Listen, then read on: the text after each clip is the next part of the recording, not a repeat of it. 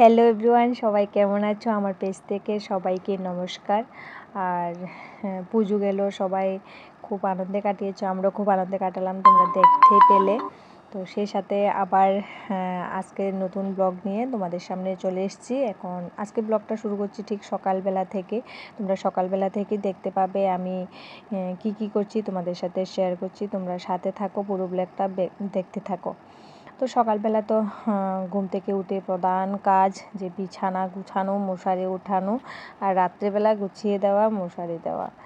যাই হোক, মানে পৃথিবীতে এর থেকে বড় কাজ মনে আর নেই, এটা করতেই হবে, করে নিলাম। সকাল সকাল এগুলো হয়ে গেলে পরে আর কোনো প্রবলেম হয় না।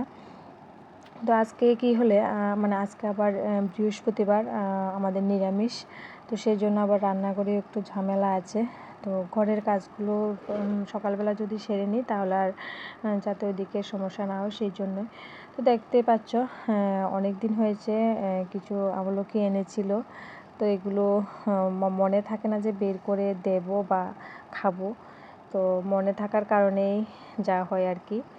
কি করেছি, এখন যখন ঘর গুছাচ্ছি এগুলোকে দেখতে পেলাম, সঙ্গে সঙ্গে নিয়ে রোদ্রে দিয়েছি। আমি এগুলো ধুয়ে এরপরে মানে সিদ্ধ করে এরপরে মুসুদ্দির মতো করিয়ে নেব নুন ছিটি দিয়ে, কারণ এগুলো থাকলে তো ঘরের মধ্যে সবাই খায় আমলকি দিয়ে বানিয়ে নিলে।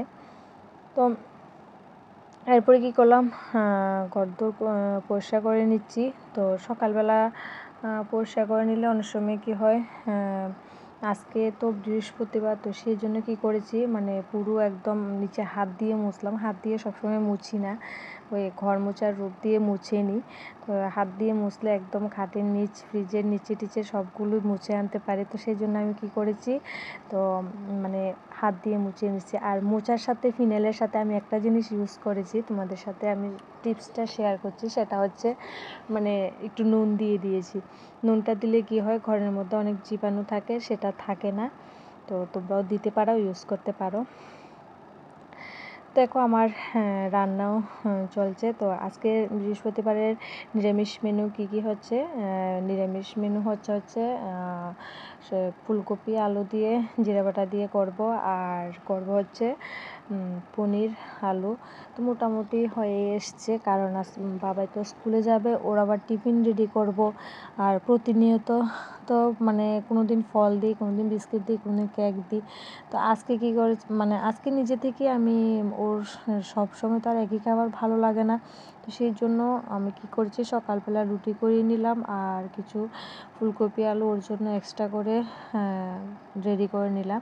তো সেটা দিয়েই রুটি দিয়েই একটা পকোড়ার মতো, বা পকোড়া না হোক মানে সিঙ্গারা টাইপের একটা বানিয়ে দেব। তো সেটা রেডি করে হয়তো খুশি হবে ও, সেটাই রেডি করব। আর কি হচ্ছে, অনেক সময় দেখা যায় মানে ওর যে বৃহস্পতিবারের ড্রেসটা নিয়ে আমার এত প্রবলেম হয়ে যায়, মানে ভুলে যাই। ওর তো মনে থাকে না, আমি ভুলে যাই। আমি কি করি, সকালবেলা ঘুম থেকে উঠে একদম ড্রেসটা বের করে নিই, তাহলে আর কী হবে, ভুল হবে না। সকালবেলা উঠলে তো মনে থাকে, বৃহস্পতিবার বা বুধবার কেন মনে থাকে, মানে ঠাকুর পুজো নিয়ে বা ঘরের অন্যান্য কাজের কারণে মনে থাকে, পরে দিয়ে ভুলে যাই যদিও। তো কী করেছি, ঘুম থেকে উঠেই মাত্র বের করে নিলাম। এটা আমার মানে ভুল হয়ে যায়, সেই জন্য। তো ওকে রেডি করা হয়ে গেছে, ভাত টাত খেয়ে একদম মাকে আদর টাদর করে টাটা দিয়ে দিচ্ছে, পিকুকে টাটা দিয়ে দিচ্ছে। চলো, বাবা তো স্কুল চলে গেল। স্কুল যাওয়ার পর আমার যে অবশিষ্ট কাজ রয়ে গেছিলো, সেটা হচ্ছে পিকুসোনাকে খাওয়ার দিনই, আর বাবাইকে খাওয়ানোর সাথে ওকে খাওয়াতে হয়। তো ও তো স্কুলে যাবে, তো সেই জন্য আজকে দুজনকে একসাথে দিনে আগে বাবাকে খাইয়ে রেডি করে নিলাম, তারপরে পিকুর জন্য নিচ্ছি। তো কী হলো, ওকে মানে ওর বাবাইকে খাওয়ানোর পর না দিলে ও খাবার খায় না। ও সেটা বুঝে যে বাবাই 10টার সময় ভাত খেয়ে নিয়েছে, ওকে আমি 11টায় দিয়েছি, ও তখন কিন্তু ভাতগুলো খাবে না। তো চলো আমি পিকুকে খাওয়ার দিই, টাটা।